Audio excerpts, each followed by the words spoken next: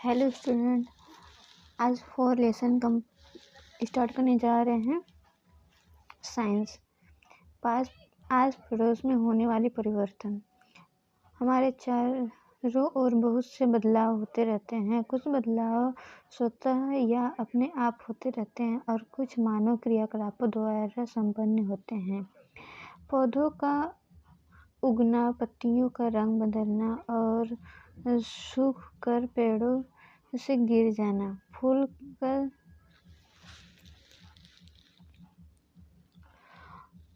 का खिलना और मुरझाना, फल का पकना और पेड़ों से गिर जाना, मौसम में बदलाव जैसे जाड़ा, गर्मी तथा बरसात का होना स्वतः ही संपन्न होने वाली क्रियाएं हैं। घर पर रसोई में गैस के चूल्हे को जलाना, दूध से पनीर बनाना, धूप पत्ती और मोमबत्ती को जलाना, दीपावली में पटाखे व फुलझड़ी को जलाना आदि मानव क्रियाएं हैं। उपयुक्त उदाहरण में आपने देखा कि कुछ क्रियाओं में वस्तु की अवस्था बदल रही है, जैसे दूध से दही व पनीर बनाना और फूल का मुरझाना आदि। कुछ वस्तुओं के रंग व गंध से बदलाव होता है तथा कुछ बदलाव प्राकृतिक में स्वतः ही हो रहा है। अतः इन उदाहरण के आधार पर आप कह सकते हैं कि वस्तु की अवस्था, आकार, रंग, स्वाद एवं गंध तथा प्रकृति में निरंतर होने वाले बदलाव को परिवर्तन कहते हैं। परिवर्तन के प्रकार। हमारे आसपास प्रकृति में कई प्रकार के परिवर्तन होते हैं, उन्हें हम अलग अलग नामों से परिभाषित करते हैं। परिवर्तनों का वर्गीकरण निम्नलिखित प्रकार से किया जाता है। मंद एवं तीना परिवर्तन। दूध में दही का अल्प मात्रा मिलाने से दही का बनना तथा दूध में नींबू का रस डालकर फाड़ना। दोनों क्रियाओं में हम देखते हैं कि दूध से दही बनने से अधिक समय लगता है, जबकि दूध में नींबू का रस डालने पर दूध जल्दी फट जाता है। जब किसी परिवर्तन के संपन्न होने से अधिक समय लगता है तो उन्हें धीमी या मंद गति से होने वाली परिवर्तन या मंद परिवर्तन कहते हैं। जब किसी परिवर्तन के संपन्न होने से कम समय लगता है तो उसे तेज गति से होने वाले परिवर्तन या तीव्र परिवर्तन कहते हैं। इस प्रकार के परिवर्तनों को हम कुछ और उदाहरण द्वारा भी समझ सकते हैं, जैसे जल में नील घुलते ही विलय का रंग नीला होना, माचिस का जलना, फूले गुब्बारे का फूटना आदि तीना गति से, तथा नाखूनों का बढ़ना, बच्चों का बढ़ना, लोहे में जंग लगना, प्रायः काल सूर्य का पूरब में उदय हो शाम में पश्चिम में अस्त होना धीमी गति से होने वाले परिवर्तन हैं।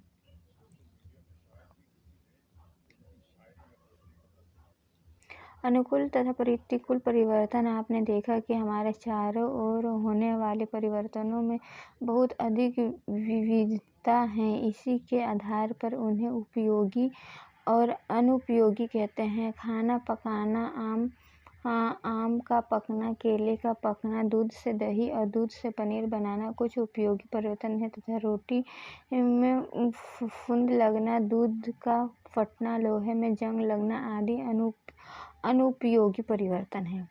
उपयोगी तथा लाभदायक परिवर्तन अनुकूल परिवर्तन कहलाते हैं। अनुपयोगी तथा हानिकारी परिवर्तन प्रतिकूल परिवर्तन कहलाते हैं।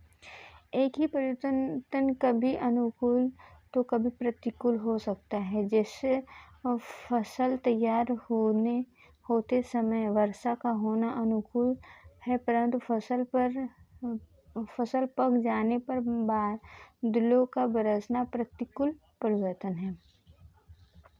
नियमित तथा अनियमित परिवर्तन। हम जानते हैं कि सृष्टि इनमें कुछ परिवर्तन नियमित रूप से निश्चित समय पर होते रहते हैं, जैसे ऋतुओं का बदलाव, रात में दिन का होना आदि। कुछ परिवर्तन ऐसे होते हैं जिनका कोई निश्चित समय नहीं होता है और वे कभी भी हो सकते हैं, जैसे कि वर्षा का होना, आंधी तूफान, बाढ़, सूखा, भूकंप, सुनामी आदि का आना, ज्वालामुखी का फटना।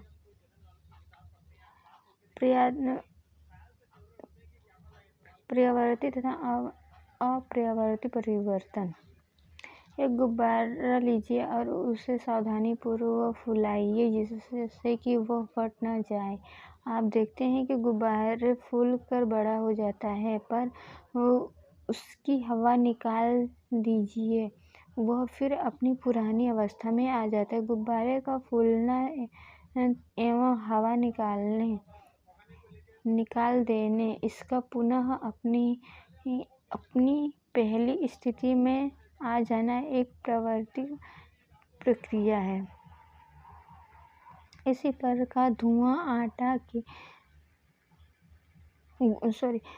प्रकार गूंदा आटा लेकर उसकी लोई बनाते हैं और लोई से एक रोटी बेलते हैं। यदि रोटी के आकार से आप संतुष्ट होते हैं तो उससे पुनः लोई बना सकते हैं। यह भी एक पर्यावर्तीय परिवर्तन है। ऐसे परिवर्तन जिसमें परिस्थितियां उलट देने पर पर्याप्त वापस अपनी पूर्व अवस्था में आ जाती हैं, पर्यावर्ती परिवर्तन कहलाते हैं। अब आटे की लोई से बेली हुई कच्ची रोटी को तवे पर सेक लीजिए। क्या इस रोटी से आप आटे की लोई पुनः प्राप्त कर सकते हैं? नहीं, इससे लोई नहीं बनाया जा सकता है। इसी प्रकार दूध से बने दही को पुनः दूध में नहीं बदला जा सकता है। ऐसे परिवर्तन जिनमें पदार्थ पुनः अपनी पूर्व अवस्था में नहीं लाया जा सकता, उसे अपर्यावर्ती परिवर्तन कहते हैं, जैसे दूध से दही का बनना, मोमबत्ती का जलना, धूप बत्ती का जलना आदि।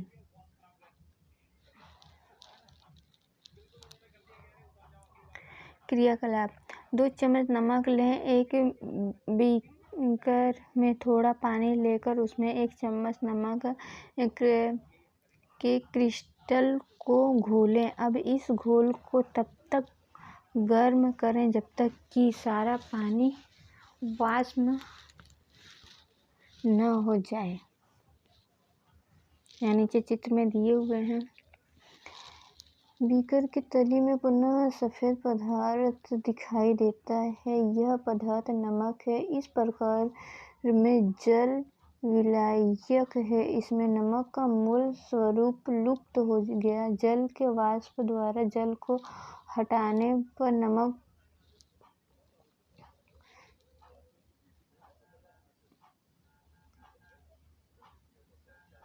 चूर्ण के रूप में प्राप्त होता है। इस क्रिया में नमक क्रिस्टलीय रूप से चूर्ण के रूप में परिवर्तित हो रहा है। एक चीनी मिट्टी का प्याली में मोम का एक ठोस टुकड़ा लेकर चित्र 4.3 की भांति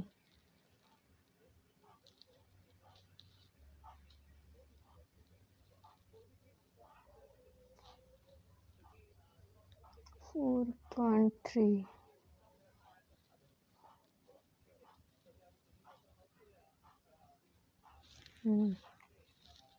की भांति पिघलाएं। ठोस मोम द्रव में बदल जाती है। अब प्याली को ज्वाला से हटाकर कुछ देर रखा रहने दें। हम देखते हैं कि मोम पुनः ठोस अवस्था में बदलने लगता है। ऊपर के दोनों उदाहरण में परिवर्तन का कार्य हटाने पर पुनः मूल प्राप्त होता है। कोई नया पदार्थ नहीं बनता, लेकिन रूप बदल गया है। भौतिक परिवर्तन। ऐसा परिवर्तन जिसमें पदार्थ के रूप में बदल जाता है, परंतु कोई नया परिवर्तन नहीं बनता है भौतिक परिवर्तन कहलाता है। भौतिक परिवर्तन के पश्चात सामान्यतः पदार्थ की पूर्व स्थिति पुनः प्राप्त की जा सकती है। लकड़ी के टुकड़ों को जलाएं क्या देखते हैं। लकड़ी के टुकड़ों को जलाने पर राख बनती है। यह एक नया परिवर्तन है। इसके गुण लकड़ी के टुकड़े से भिन्न हैं। यह परिवर्तन रासायनिक परिवर्तन है। मोमबत्ती का जलना भी एक रासायनिक परिवर्तन है। ऐसा परिवर्तन जिसमें एक या एक से अधिक नया परिवर्तन बनता है रासायनिक परिवर्तन कहलाता है। रासायनिक परिवर्तन के पश्चात सामान्यतः पूर्व पदार्थों को प्राप्त नहीं किया जा सकता है।